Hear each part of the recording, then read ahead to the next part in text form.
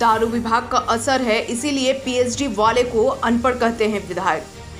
राज्य में चारों तरफ लूट मची है, अपराधियों के हौसले बुलंद हैं। कोयला बालू के अवैध व्यवसाय से जुड़े सफेदपोश मनमानी पर उतारू हैं। शब्दों की मर्यादा तार तार हो गई है। दारू विभाग का असर है पीएचडी, इसलिए पीएचडी वाले को अनपढ़ कहा जा रहा है। उक्त बातें 20 अक्टूबर की संध्या गोमिया विधायक डॉक्टर लंबोदर महतो ने प्रेस वार्ता में कही। बोकारो जिला के पेटरवार स्थित विधायक आवास में 20 अक्टूबर की संध्या प्रेस कॉन्फ्रेंस कर गोमिया विधायक डॉक्टर लंबोदर महतो ने कहा कि विधानसभा क्षेत्र के एक पूर्व नेता जिनके बारे में जितने संज्ञा और सर्वनाम लगाया जाए वह कम पड़ जाएगा, सरकारी कामों में बेतुका बयानबाजी करते रहते हैं। उन्होंने कहा कि जो बातें करते हैं अपनी ईमानदारी के खातिर कौन सी परिस्थिति में उनकी सदस्यता चली गई थी, दूसरों को पाठ पढ़ाने चले हैं, ये ऐसे नेता हैं। जब तक आजसू पार्टी का नाम नहीं लेते तब तक इनके पेट में दर्द होता रहता है। ऐसे मंत्री भी हैं जो खुद ईडी के जांच के दायरे में हैं और दूसरे को आईना दिखाने की बात कर रहे हैं। विधायक श्री महतो ने कहा कि 19 में हराया हूँ, 24 भी हराऊंगा। उनको बोरियां बिस्तर लेकर मोर बांधा भेजने का काम गोमिया की जनता करेगी। विधायक महतो ने कहा कि इतना ही मर्द हैं तो वह अपने गृह जिला रामगढ़ से चुनाव लड़कर दिखाएं कितना बड़ा मर्द है। वह चंद्र प्रकाश जी से डर लगता है। उन्होंने पूर्व विधायक को उल्लू तक कह दिया। कहा उल्लू को अपनी आंख नहीं दिखती, दूसरे का आंख ही उसे दिखाई देता है। साथ ही कहा कि काला चश्मा लगाए रहता है, इसलिए उन्हें सभी जगह अंधेरा ही अंधेरा दिखाई पड़ता है। गांव में बिजली नहीं जला पा रही है, बिजली का बत्ती नहीं जला पा रही, तो दुर्भाग्य है सरकार। तो हम रिजाइन क्यों करेंगे? रिजाइन तो हेमंत सोरेन ऊर्जा मंत्री उनको करना चाहिए। ऊर्जा मंत्री कौन है? लंबोदर महतो ऊर्जा मंत्री नहीं है, ऊर्जा मंत्री हेमंत सोरेन है। हेमंत सोरेन को रिजाइन करना चाहिए कि हमने 2 साल में ये ऐसा नहीं कि सरकार के संज्ञान में, विधानसभा के प्रोसीडिंग में आप ये बात देख लीजिए।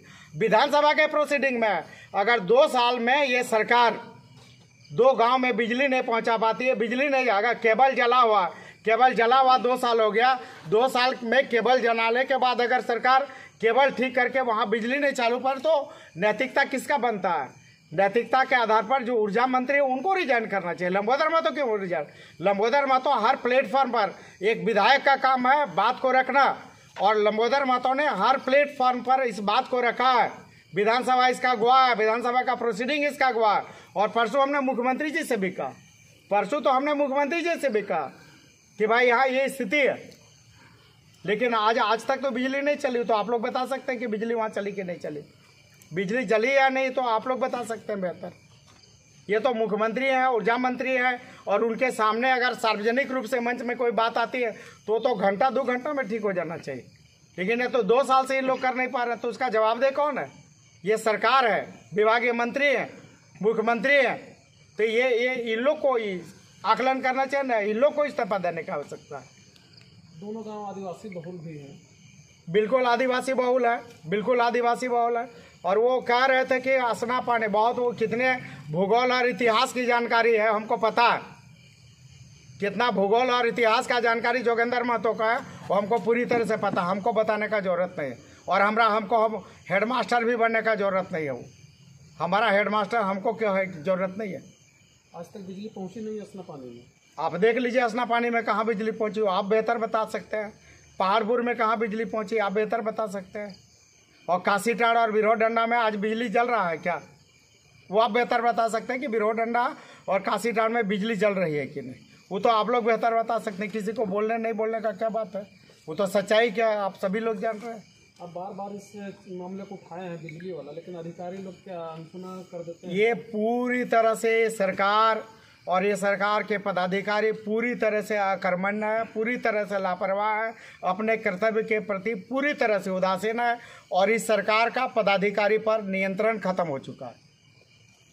पूरी तरह से सरकार का इस पदाधिकारी पर नियंत्रण खत्म हुआ है। जी ठीक है, आप बात किए थे मुख्यमंत्री के साथ, तो ईडी जांच के दायरे, यहाँ नैतिकता देखिए ना, इस नैतिकता के आधार पर ही इस्तीफा देना। यहाँ नैतिकता देखिए ना, कहाँ नैतिकता बची हुई है। अगर नैतिकता रहती तो जिस दिन अखबार में आता ना उसी दिन अपना रिजाइन कर देते। कहाँ नैतिकता? ये हिंदुस्तान का है, कहाँ नैतिकता बची है? नैतिकता की बात करते हैं, हमें तो है नैतिकता, ये नैतिकता की बात करते हैं। ये हम तो खुली चुनौती थे, मुंह छिपाते चलते हैं।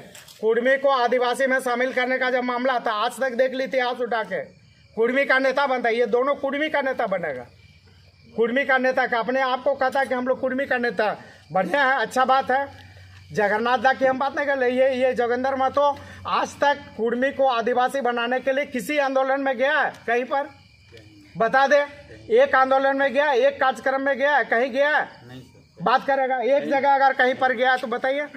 और ये 1932 खतियान के आधार पर स्थानीय नीति बनाने के बाद कहीं बता दीजिए कि एक आंदोलन में, एक कार्यक्रम में जोगेंद्र महतो शामिल हुआ है। तो ढोल, जगन्नाथ जी आएंगे तो ढोल नगाड़ा लेके उतर जाएगा नगाड़ा बजाने के लिए। और उसके बाद भी, अब इसके बाद हम तो अभी मंच में बोले मुख्यमंत्री जी को, मंच में अभी मुख्यमंत्री जी को बोले कि आप जो 14 सितंबर को जो निर्णय लिए हैं 1932 खतियान के आधार पर स्थानीय नीति लागू करने का और ओबीसी आरक्षण, SC/ST का आरक्षण बढ़ाने का, हम उसका स्वागत करते हैं। हमने मंच पर, खुले मंच पर, और अभी भी बोलते हैं कि सरकार के दोनों निर्णयों का हम स्वागत करते हैं। और लेकिन हमारा है कि आप उसको लागू करिए। और ये हम लागू करने की मांग सार्वजनिक मंच पर कहें कि आप इसको लागू करने का काम करिए। तो सरकार 1 महीने से ज़्यादा हो गए, 14 सितंबर से आज 20 अक्टूबर हो गए, और क्या हंस रहा है उसका? कैबिनेट का निर्णय कैबिनेट के निर्णय में रह गया। और ये तो समझिए कि चुनाव आयोग का लिफाफा था, उसी चुनाव आयोग के लिफाफा का प्रभाव के कारण कम से कम इन लोग 14 सितंबर को हड़बड़ी में ला के कर दिया। अच्छा किए, हम उसका स्वागत करते हैं, लेकिन जल्द से जल्द जमीन पर लागू करने का काम करें।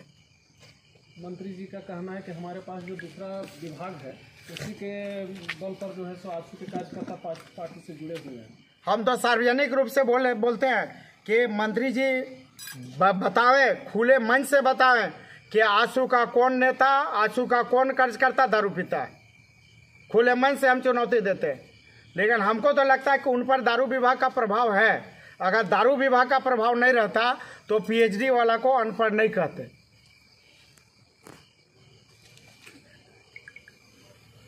के माध्यम से अपनी बात को समाप्त करूंगा, चूंकि समय काफी हो गया।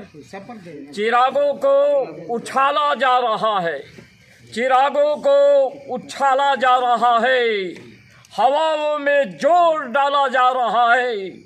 हम बुनियाद हैं इस क्षेत्र के, हमें ही ऐरा गैरा नत्थु खेरा बताया जा रहा है। हम ग्लोरी ऑफ इंडिया हैं, हम ग्लोरी ऑफ इंडिया हैं, हमें ही बहरिया बताया जा रहा है। हम सोयल ऑफ सन हैं, हम सन ऑफ सोयल हैं इस क्षेत्र के, और हमें ही ऐरा गहरा बताया जा रहा है। आप लोगों से भी कहना चाहूँगा, हिल रहा है प्रदेश कुत्सा के जिन आघातों से, उसकी नाद तुम्हें नहीं सुनाई पड़ते हैं। ए निर्माण के प्रहरियों, क्या तुम्हें चोरों के काले चेहरे नहीं दिखाई पड़ते हैं? नहीं दिखाई पड़ते हैं। That's all.